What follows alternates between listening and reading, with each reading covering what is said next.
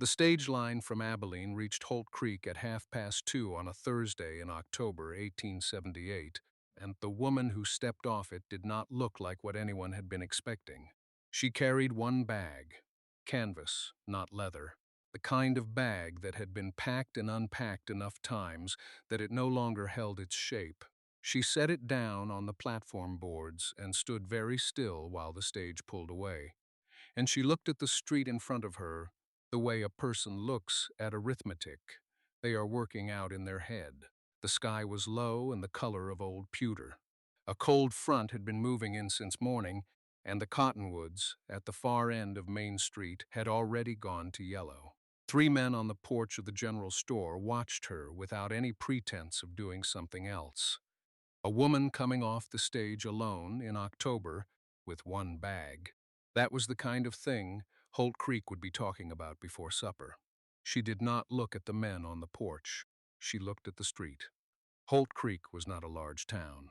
A livery, a saloon, a church with the steeple still unfinished from 3 years prior, the general store, a boarding house, a land office, one road in, one road out, and 12 miles of open country between it and the next place anyone could buy flour. The railroad had stopped 40 miles east and seemed to have lost interest. The town had been founded on the hope of it coming closer, and had spent the intervening years adjusting its expectations. The man she was looking for arrived 11 minutes late. She had counted. He came from the direction of the livery, walking without hurry, which was either his natural pace or a decision he had made before turning the corner. She could not tell yet. He was taller than she had estimated from the letter. She had learned to estimate from letters, from the way a man used words, from whether he described his land in acres or in what it could yield. He had written in short sentences. He had described the house as needing work and the well as reliable. He had not told her she would find it beautiful or that he hoped she would be happy. He had listed what the arrangement would require of her. She had found that more honest than most. He stopped 4 feet from her and looked at her directly, which she gave him credit for. She looked back. Neither of them spoke for a moment. The wind moved down the street and lifted the edge of her coat. He reached down and picked up her bag. "The wagon's at the livery," he said. "If you need anything from the store before we go, now's the time." She said she did not. He nodded once and started walking. She followed. The livery smelled of hay and horse and the particular staleness of a building that kept itself out of the wind. A bay mare stood in the nearest stall and turned her head when they entered. The wagon was already hitched. He had expected her to come, or had not allowed himself to consider the alternative, and she did not know yet which of those was true. He set her bag in the wagon bed without comment. She climbed up before he could offer a hand. He noticed. He went around to the other side and got up and took the reins, and they moved out into the street. The town watched from its doorways. She sat straight and looked forward. The road ran west and then northwest, following a creek she could hear before she could see it, and then climbing through a stretch of open grassland where the wind had room to work. The sky was enormous here. She had known it would be, had been told, but knowing and sitting under it were different things. It pressed down and opened at the same time. He did not talk on the drive. She did not try to fill the silence. After a while, she decided she was grateful for that. The land changed gradually, a long, shallow rise, a stand of cottonwood, and then the homestead appeared at the end of a wagon track that had been worn down to bare clay.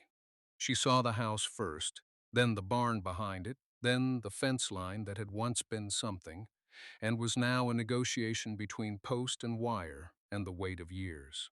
He pulled up and set the brake. She looked at the house. The porch had a lean to it. One shutter hung at an angle from a single hinge. The paint, whatever color it had been, was mostly gone, bleached and peeled back to gray wood, the grain of it raised and rough. She had known it needed work. He had written that plainly. She had not known it was tired. There was a difference between needing work and being tired, and this house was tired in the way of something that had been holding on past its intention. He stepped down from the wagon. She stepped down herself and stood in the yard and looked at the fence and then at the porch and then at the door. Behind the door was the life the letter had offered her, and she had chosen over the life the letter had saved her from. He carried her bag to the porch and set it down and turned to look at her looking at the house. She could feel him waiting to see what she would do. She picked up her bag. She walked to the porch. She pulled the door open and went inside. The smell was dust and old ash and something underneath it. Wood and light coming through the west window, and the specific quiet of a house that had not had a woman in it for some time. She stood in the doorway until her eyes adjusted. The main room was large enough. A table, two chairs, a cast-iron stove pushed against the east wall with a length of pipe going up through the ceiling, a window above the dry sink. A shelf with 3 tins on it, evenly spaced, as if someone had arranged them with care and then stopped caring about everything else. The floor was swept but not clean, the kind of swept that a man does when he knows someone is coming and wants to show he has tried. She set her bag down near the door. He came in behind her and stood with his hat in his hands and said nothing. She could feel him watching her take inventory, which was what it was. She did not try to hide it. She walked to the stove and opened the firebox and looked in. Ash and one unburned piece of wood that had been there long enough to have a thin coat of gray dust over it. She closed the firebox. She walked to the window above the sink and tested the latch. It held, but not firmly. He said, "I know it wants work." She turned and looked at him. He was holding his hat the same way he had held it since she stepped off the train. Both hands brim down. A man unsure what to do with himself in his own house. She said, "Show me the rest of it." There was a bedroom off the main room, a narrow bed with a wool blanket pulled flat across it. He had done that recently. She could tell by the way the edge was tucked sharp on one side and left loose on the other, as if he'd been called away before he finished. A window on the north wall. She looked out through it at the yard and past the yard to a stand of cottonwood that marked where the creek bent. The trees were leafing early. That was something. The room smelled of him, not unpleasantly. It smelled of a man who worked outside and came in tired and slept without dreaming. She came back to the main room. He was standing where she'd left him. She said, "Where will you sleep?" He said, "There's a lean-to off the back. It's been used for worse." She nodded. She looked at the 3 tins on the shelf. She walked over and opened the first one. Salt, the second. Coffee, enough for several mornings. The third was empty. She put the lids back on. She said, "I'll need flour, and lard if there is any, and something to get that stove lit." He said, "I can get those," she said. "Tonight if you can." He said, "I'll go now." He put his hat on and went out the door. She listened to his boots on the porch. She listened to the wagon leaving. Then she turned and looked at the room. Just the room, and the light through the west window, and the work in it. She started with the floor. There was no point starting anywhere else.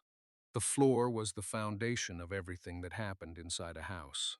How it felt to wake up in it, how it felt to set a table, whether a room said, "lived in," or "given up on."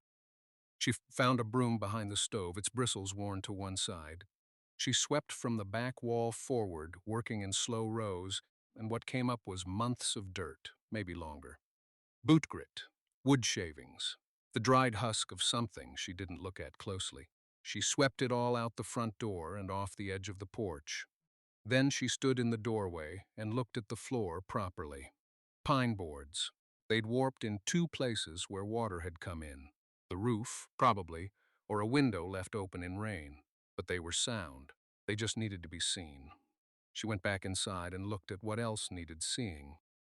The window above the dry sink had a broken latch. She found a length of wire on a nail by the door and fashioned it into something that would hold until wood could be fitted. It wasn't pretty. It worked. The shelf above the stove was pulling from the wall on the left side.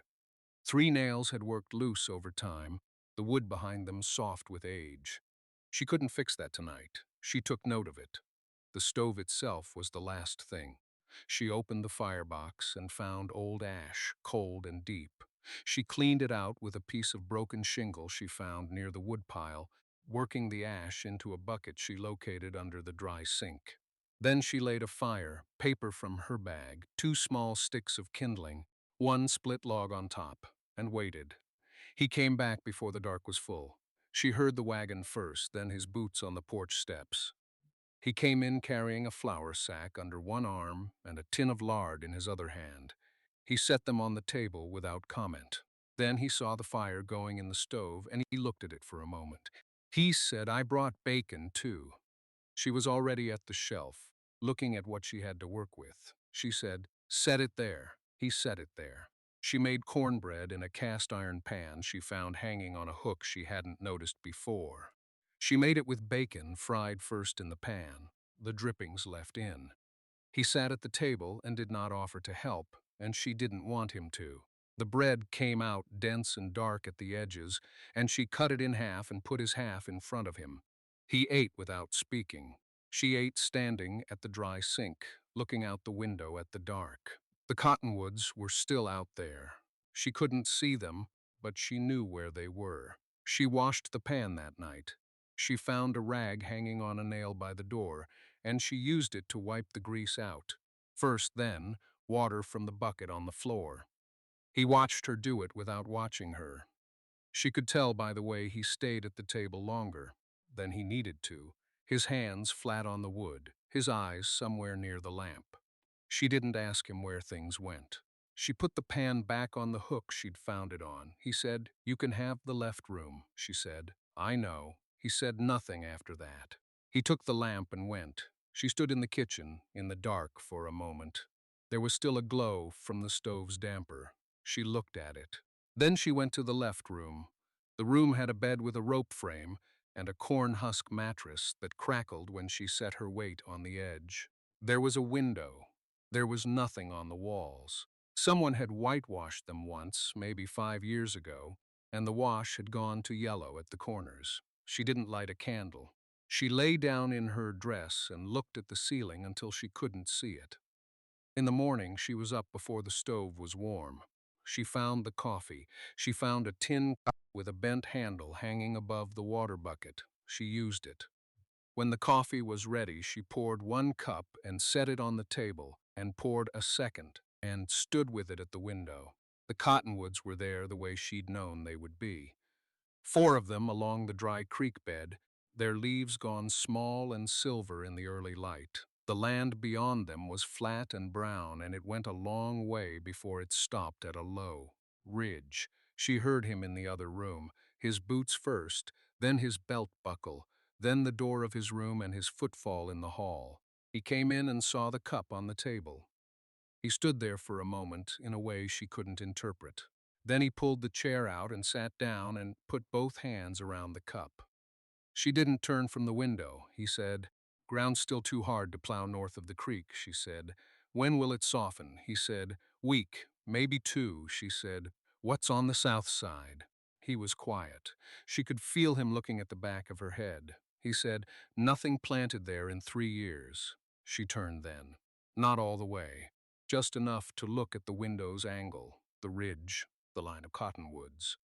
She was thinking about something, and he could see that she was thinking, and he did not interrupt it. She said, "That's where I'd start." He looked at her a long moment. Then he looked at the window she was looking at, as though he might see what she was seeing through it. He said, "Southfield's got hardpan in the middle of it," she said. "How wide?" He said, 20 feet, maybe. "Runs east to west," she said, "around it or through it." He didn't answer right away. She heard him set the cup down. He said, "Nobody's bothered with it." She turned then, all the way, and looked at him directly for the first time that morning. He was still holding the cup with one hand, the other flat on the table. His face was not hostile and it was not open. It was simply waiting to see what she would say next. She said, "I'd like to look at it." He said, "The ground's hard." She said, "I know what hard ground looks like." He studied her. She did not look away. Something passed between them that neither of them named. Not agreement exactly. more like the recognition that this was the kind of conversation they were apparently going to have. He pushed back from the table. He said, after chores. The south field was everything he'd said. The hard pan ran through the middle of it like a pale scar. Lighter than the surrounding soil, the surface cracked and sealed over with years of neglect. She crouched at the edge of it and pressed 2 fingers into the soil beside it. She pressed until she couldn't, and then she felt what was underneath. Not stone, just compressed earth, the kind that needs breaking before it will give anything back. He stood a few feet behind her. She said, "It's not ruined," he said. "I didn't say it was ruined," she said. "You said nobody's bothered." He was quiet. She stood. The wind came across the flat ground and moved her coat hem and then moved on. She looked at the length of the field, the way it ran down toward a low dip where the drainage would collect in a wet spring, the way the tree line on the south edge would block the worst of the afternoon wind. Someone had chosen this parcel once, she thought. Someone had stood here and seen something in it. She said, "What did you plant here before?" He said, "My wife planted kitchen things, squash, beans." She said the drainage was good. She did not turn around. She gave him the space a remark like that required. She just looked at the field and said, she was right about the drainage. He said nothing. After a moment, she started walking the length of it, counting her paces, watching where her boots sank and where they didn't. He followed at the same distance, hands in his coat pockets, watching her move across the ground his wife had once worked. She walked the whole length of it without stopping. At the far end, she stopped and looked back the way they had come. The house sat at the field's edge, the barn behind it, the whole arrangement small against the flat sky. She could see the porch lean from here. She could see the gap in the fence line where a post had gone soft and no one had replaced it. She stood long enough that he came up beside her. She said, "How much of this is yours?" He said, "All of it." To the tree line. She turned and looked south. The trees were cottonwoods, she thought, and some scrub cedar mixed in along the low ground. Good windbreak if they were maintained. Not maintained now, she said. The soil here at the end. It's different, he said harder. She crouched and pressed her fingers into the earth near a tussock of dried grass. It gave a little, not much. There was clay in it, but not enough to ruin it if you worked it right and worked it early. She stood and pressed the dirt from her fingers against her coat. She said, "I'd want to start here. Work back toward the house. Give the first section a year to rest while we break the new ground." He was looking at her when she turned. She said, "I'm thinking out loud." He said, "I know," she said. "You don't have to agree to any of it," he said. "I know that too." They started back. The light was low now, going amber at the horizon, and the cold was sharper than it had been an hour before. She walked with her hands in her pockets and her eyes on the ground, still reading it, still counting what she hadn't counted yet. He said, "You've done this before," she said. "My father had land," he said. "What happened to it?" She said, "Sold. After he died. There were debts." He said nothing to that. She said, "The people who bought it didn't know what they had. They planted the wrong things in the wrong ground." He said, "What would you have planted?" She said, "What my father had. Corn in the north section. Potatoes where the drainage sat. Kitchen things near the house." He said, "Your father taught you." She said, "He didn't have a son." She said it plain, without bitterness. "The way you state a thing that shaped you without asking for anything on account of it." He held the fence wire down when they reached it and she stepped through. At the house, she stopped on the porch step. The loose board gave its small complaint under her weight. She looked down at it, then up at the door.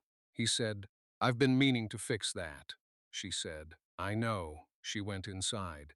He stood in the yard another moment, looking back at the field in the failing light, then followed her in. The loose board was still there in the morning. She noticed it when she came out to throw the wash water off the edge of the porch. The board flexed under her heel the same as it had the evening before, the same as it had every morning since she'd arrived. She set the basin down on the rail and looked at it. Not long, just enough to register it as a thing that was there. He was already in the barn. She could hear him, the low drag of the door on its iron track, the sound of the horse shifting, the particular knock of a bucket set down on hard-packed earth. The sounds of a man starting his day in the same order he always started it. She had learned his sounds without trying to. She went inside and put the coffee on. He came in when it was ready, as if he'd smelled it from across the yard, which she suspected he had. He sat in the same chair. She put a cup in front of him without asking, and he wrapped both hands around it and said nothing for a long moment, and she didn't expect him to. She said, "The north corner fence needs another post." He said, "I know it." She said, "There's a section where the wire is running slack between two posts that are both leaning the same direction. If the cattle push it in the next rain, it'll go down and they'll get into the feed rows." He looked at her over the rim of the cup. He said, "When did you walk the north fence?" She said, "Yesterday morning, before you were up." He set the cup down. He said, "That's a half-mile in each direction." She said, "I know that." He was quiet again. She refilled her own cup and stood at the window, watching the light come in flat across the yard. The garden plot she'd staked out was visible from here. Just stakes and string so far, but the geometry of it was beginning to show. The kitchen rose near the house. The longer sections angled toward the better drainage. When she looked at it, she could see what it would be. She had learned to see that way from her father. The thing that was not yet, superimposed over the thing that was. She said, "I'll need seed from Hales before the end of the month. If you're going into town before then, I can write a list," he said. "I'm going Thursday." She nodded and turned from the window. He said, "You can come." She looked at him. He said, "If you want to choose what you need yourself," she said. "That would be better," he said. "Thursday, then." He stood and finished the last of the coffee standing up, the way he always did. Set the cup on the counter near the basin, picked up his hat, and went back out. Thursday came with a low sky and the smell of rain that had not yet decided to fall. She was ready before he came to the door. Coat on, the list folded in her apron pocket, the apron removed and set on the table. She had been ready for 20 minutes, but she did not go out to wait by the wagon. She stayed inside until she heard the wheels on the yard, then came out as if she had simply stepped away from something and would step back to it when she returned. He was already down from the seat, checking the harness at the near horse's shoulder. He did not look up when she came out, but he moved aside to make the path to the wagon clear. She climbed up herself. He came around, got up, clicked the horses forward. The road into town was dry enough still, the wheel ruts shallow. They moved at the pace the horses chose, which was unhurried, and neither of them spoke for the first mile. The country rolled out on either side, last year's grass still pale in the hollows, the darker green beginning to push through where the land held moisture. She watched it. He watched the road. He said, "What do you need from Hales?" She took the list from her pocket and read from it. He listened without comment until she reached the end, then said, "He'll have most of that. The squash seed might need ordering," she said. "I can ask him." He nodded. They came into town from the north end, past the mill, past the two houses that sat at the edge of things, like they hadn't quite committed to being in town. The main street was already busy for mid-morning, a wagon outside the general store, two women talking on the walk in front of the dry goods, a boy running somewhere with the serious expression of someone who had been sent on an errand he considered important. She was aware of the looking.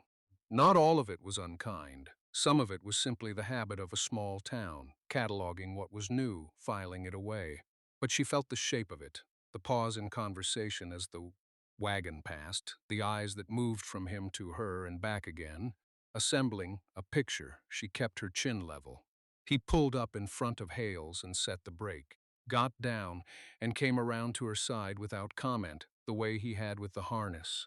Not as a gesture, just as the next thing to do. She took the hand he offered and stepped down. He didn't let go for a moment longer than was strictly necessary. Then he did, and she went up the steps to Hale's door, and she could feel, without turning, that he watched until she was inside. Hale's was cool and smelled of coffee and dry goods, burlap and flour, and the faint underlayer of kerosene from the lamps along the back wall. The woman behind the counter had a broad, square face and gray-streaked hair pinned without ceremony. She looked up when the door opened and held the look a moment longer than a shopkeeper needed to. She set her list on the counter. It was written in a neat hand, organized by category the way a person organized things when they were used to making do with limited trips. The woman behind the counter read it without picking it up. Then she looked again, not unkindly, but assessingly, the way a person looks at something they are trying to place. "You're the one he brought from Callaway." It was not quite a question. "I am." The woman nodded once, as if that settled something, and began pulling items from the shelves behind her. She worked efficiently and without small talk, which was its own kind of respect. When she set the flour on the counter, she glanced at the list again. "He hasn't ordered soap in 6 months," she said. "Been getting by on whatever Dunmore carries over from the supply wagon." She didn't answer that directly. She just watched the items accumulate on the counter and made note of the prices in the small ledger she had brought from the Homestead, his ledger, the one she had found in the desk and asked if she could use, and he had said yes without looking up from the hinge he was oiling. "He fixed the north fence yet?" the woman asked. "He started it last week." She set a tin of lard on the counter. "His wife used to come in every second Tuesday, regular as the mail. Then she didn't, and he stopped regular entirely." She didn't know what the woman wanted her to do with that. She wrote down the price of the lard. "I'm not trying to pry," the woman said. Then, after a pause, "Well, maybe I am, but not in a way that means harm." She looked up from the ledger. The woman behind the counter had her hands flat on the wood, and her expression had settled into something that was simply honest. "He's a good man. He came back from the war quieter than he left, and he didn't make anyone else carry the weight of it. That counts for something in my book." She held the woman's gaze. "It counts for something in mine, too." That appeared to be enough. The woman behind the counter finished tallying without further comment. She totaled it correctly without being asked to check, and when she lifted the first sack to carry it out, the woman came around the counter and took the other without waiting to be offered. The walk back was longer than the walk in had been, though the distance was the same. She carried the sack of flour over one arm and let her eyes move across the street without appearing to the livery, the barber shop. A woman in a blue dress coming out of the post office with a letter held against her chest like it might get away from her. The town was the same town it had been this morning. She was not sure she was quite the same person. He was at the fence line when she got back, driving a post that had worked loose from the ground over winter. The mallet came down in a clean, even rhythm. He did not hear her approach over the sound of it, and she watched him for a moment without meaning to. He stopped, turned the way a man turns when he has heard something he almost did not hear. She held up the sack so he could see what she'd gotten. He nodded once and went back to the post. She made the noon meal without fuss: salt pork, cornbread, the last of the dried beans from the crock she'd found under the second shelf.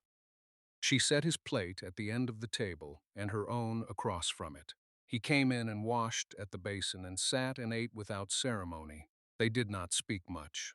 The silence between them had become, over these weeks, a different kind of silence than it had been at the beginning. It had stopped being absence. It had become something with a shape to it. The boy came in late, dusty, from wherever boys went when there was no school and no instruction to be anywhere specific. He climbed into his chair and reached for the bread without looking at either of them, the way children will when they've forgotten to be careful around adults. "Is that the good cornbread?" he said. She looked at him. "It's the only cornbread." He considered this. "It's the good one."